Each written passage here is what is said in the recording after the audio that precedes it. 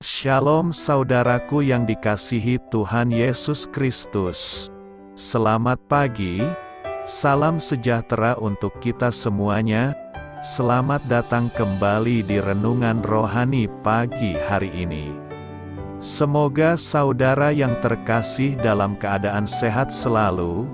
Kiranya damai dan sukacita Roh Kudus melimpah di dalam hati dan pikiran saudara saat ini. Sebelum kita mulai renungan pagi ini, marilah kita bersama-sama berdoa.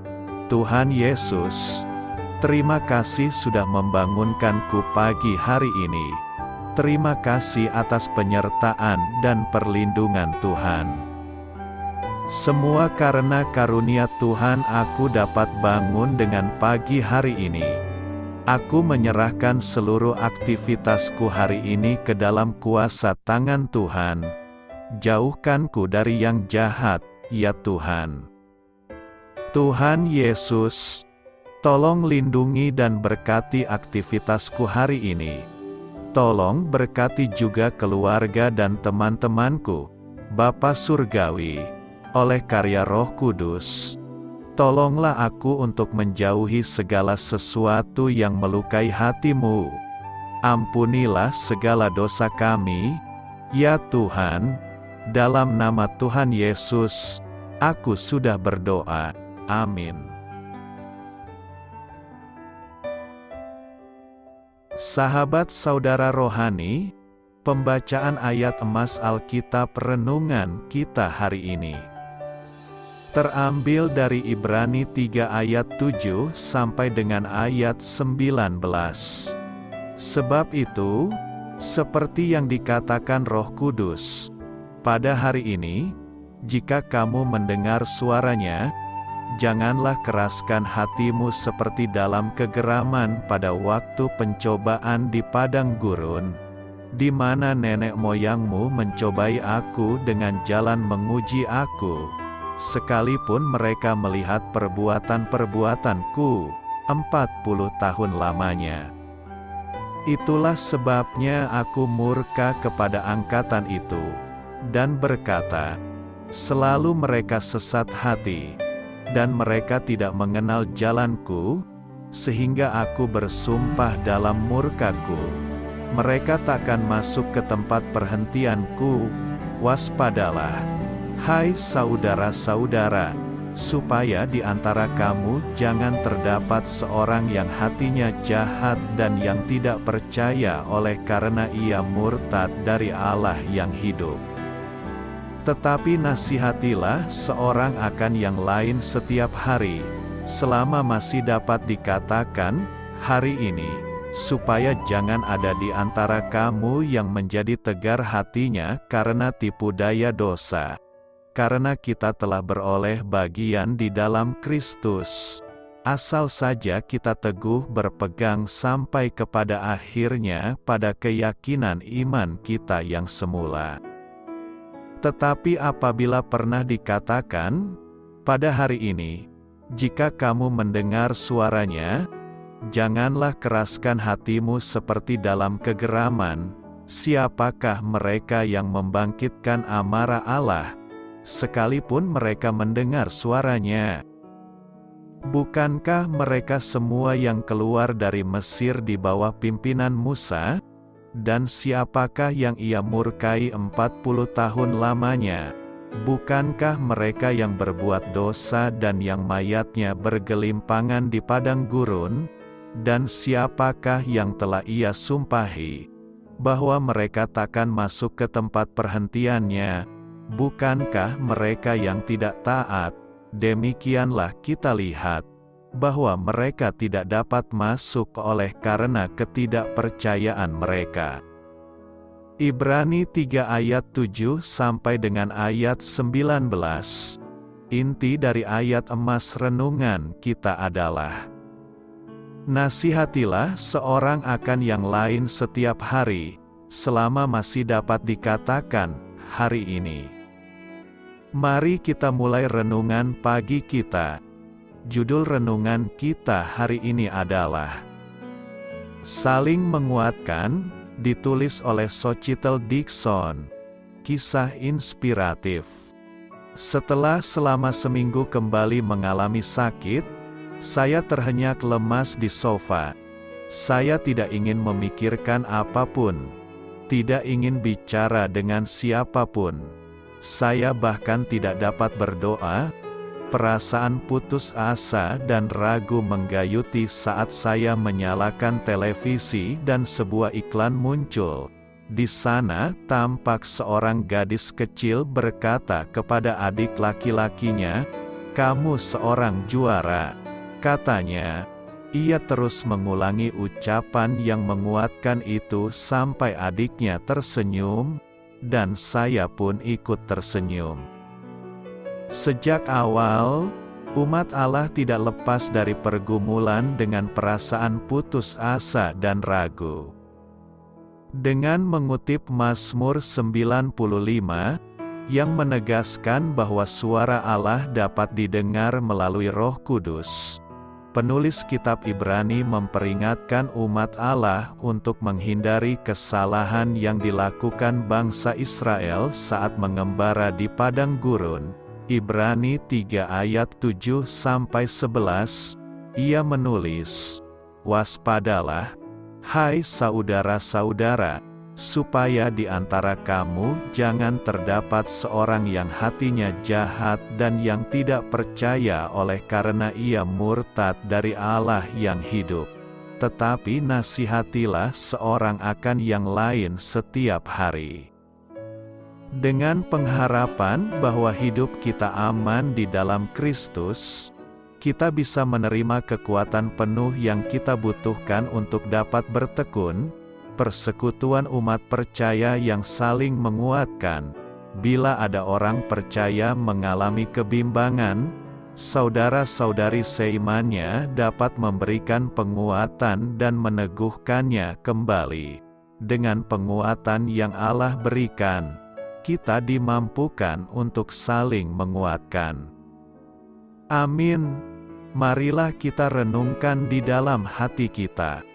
Bagaimana Allah pernah memakai perkataan yang menguatkan dari seseorang dalam hidup Anda untuk menghibur dan menyemangati Anda di masa-masa sulit. Bagaimana Anda dapat menyemangati orang lain dengan perkataan Anda hari ini? Hal ini patut kamu ketahui. Karena penganiayaan yang berat, orang-orang percaya yang berlatar belakang Yahudi terdesak untuk kembali menganut agama Yahudi. Ibrani 10 ayat 32-39, untuk mendorong mereka bertahan di dalam iman mereka. Penulis kitab Ibrani meminta mereka untuk memandang Yesus sebagai teladan tertinggi, dan tidak berlaku seperti nenek moyang mereka yang tidak setia dan gagal memperoleh anugerah masuk ke dalam tanah perjanjian. Dengan penekanan pada hari ini, ia mendorong mereka agar menaati Allah setiap hari dan menolong satu sama lain setiap hari, agar hati mereka tidak menjadi jahat dan tidak beriman, sehingga berbalik dan menjauhi Allah yang hidup, dan akibatnya kehilangan berkat keselamatan. Perlukah kita mengingatkan saudara-saudari kita yang masih menyimpang dari perintah dan larangan Tuhan? Kita mungkin akan mudah menjawab ya. Tetapi pada kenyataannya kita seringkali menunda-nunda waktu untuk itu. Mungkin kita merasa segan, merasa tidak cukup bisa, atau merasa itu bukan tugas kita. Rasa individual manusia semakin lama semakin menebal. Untuk menolong orang yang jelas-jelas menangis di depan kita saja sudah semakin sulit, apalagi untuk mengingatkan orang yang terus berada dalam zona dosa. Di sekeliling kita ada banyak orang yang masih tenggelam dalam jerat-jerat dosa.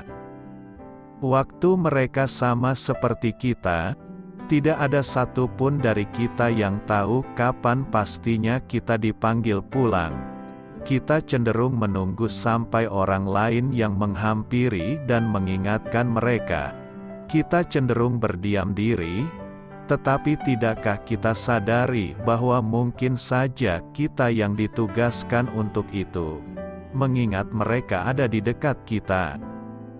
Firman Tuhan mengingatkan, tetapi nasihatilah seorang akan yang lain setiap hari, selama masih dapat dikatakan, hari ini, supaya jangan ada di antara kamu yang menjadi tegar hatinya karena tipu daya dosa.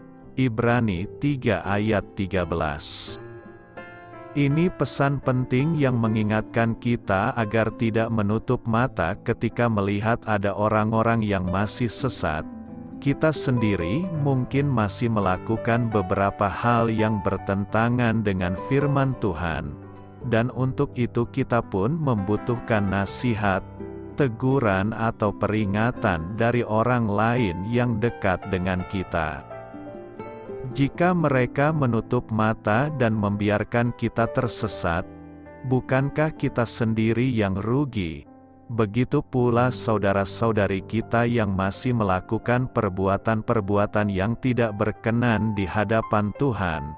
Sebuah panggilan untuk menjadi terang dan garam bukan saja berarti bahwa kita harus berbuat baik dalam hidup kita, tetapi termasuk pula di dalamnya untuk saling mengingatkan, saling menasihati, dan saling bantu. Penulis Ibrani menekankan kata "hari ini". Mengapa harus ada penekanan seperti itu?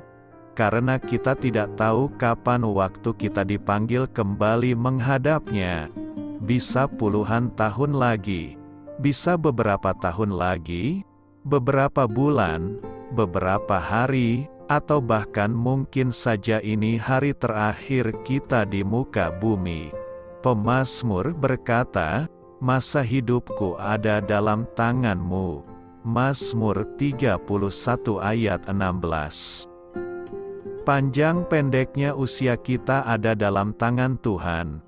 Menyia-nyiakan waktu yang masih ada untuk membawa yang sesat kembali ke jalan Tuhan akan membuat kita melewatkan sebuah kesempatan untuk memenuhi tugas sesuai panggilan kita di bumi ini. Hari ini mungkin merupakan kesempatan terakhir kita untuk memperoleh pengampunan Tuhan.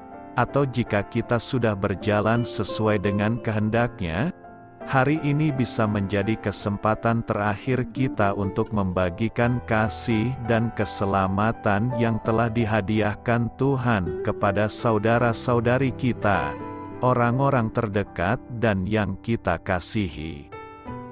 Tuhan Yesus sendiri telah mengingatkan agar kita bisa menghargai waktu yang ada dan memakainya semaksimal mungkin untuk melakukan pekerjaan-pekerjaan yang telah dibebankan kepada kita. Kita harus mengerjakan pekerjaan Dia yang mengutus aku. Selama masih siang, akan datang malam, di mana tidak ada seorang pun yang dapat bekerja. Yohanes 9 ayat 4. Ada waktu di mana kita tidak lagi bisa melakukan apa-apa, oleh karena itulah kita harus bisa mempergunakan waktu dengan semaksimal mungkin. Yakobus mengingatkan kita bahwa hidup itu singkat, sedang kamu tidak tahu apa yang akan terjadi besok. Apakah arti hidupmu? Hidupmu itu sama seperti uap yang sebentar saja kelihatan lalu lenyap. Yakobus 4 ayat 14. Musa menyadari betul akan hal itu, sehingga ia berkata dalam doanya, "Ajarlah kami menghitung hari-hari kami sedemikian, hingga kami beroleh hati yang bijaksana." Mazmur 90 ayat 12.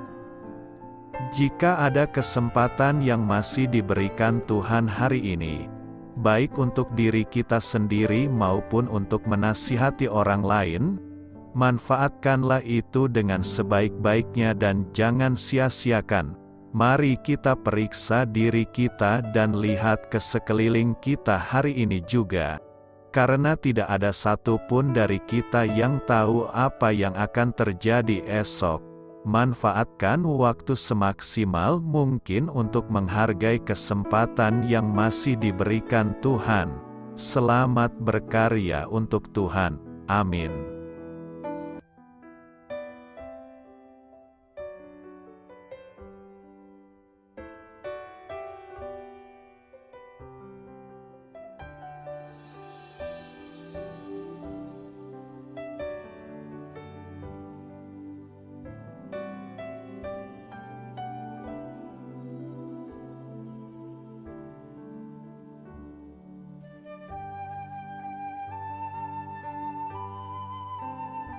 Marilah kita renungkan sahabat saudara rohani. Demikianlah renungan firman Tuhan pagi hari ini. Semoga menjadi berkat dalam hidup kita. Dan sebelum kita memulai segala aktivitas kita pagi hari ini, marilah kita berdoa. Selamat pagi Bapa, malam hari telah berganti pagi. Kehidupan baru telah Engkau berikan kembali bagi kami. Bapa Surgawi, tolonglah aku menyadari kebutuhan orang lain, supaya aku dapat membagikan apa yang telah Engkau berikan kepadaku. Pada saat aku membutuhkan, berilah aku keyakinan bahwa Engkau akan mencukupkanku, melalui orang-orang yang mengasihi-Mu, bukan karena kami pantas atau layak, namun karena kasih karunia-Mu kami boleh ada, sebagaimana kami ada di pagi hari ini. Terima kasih Tuhan, atas kesempatan baru yang telah Tuhan berikan kepada kami, untuk bisa memperbaiki diri agar kami bisa lebih layak di hadapan-Mu. Hari ini kami serahkan semua perkara dan kesulitan yang akan kami lalui ke dalam tangan-Mu. Biarkanlah kami bisa memuliakan-Mu dalam segala aktivitas yang akan kami lakukan. Amin. Biarlah firman Tuhan menjadi pengingat untuk kita semua, bahwa tuntunan dari Roh Kudus akan selalu memberi jalan keluar bagi setiap permasalahan hidup kita, dan memberi kedamaian di hati kita. Sampai jumpa di renungan pagi saudara rohani berikutnya. Kiranya Tuhan selalu memberkati saudara semua hari ini. Amin. Shalom.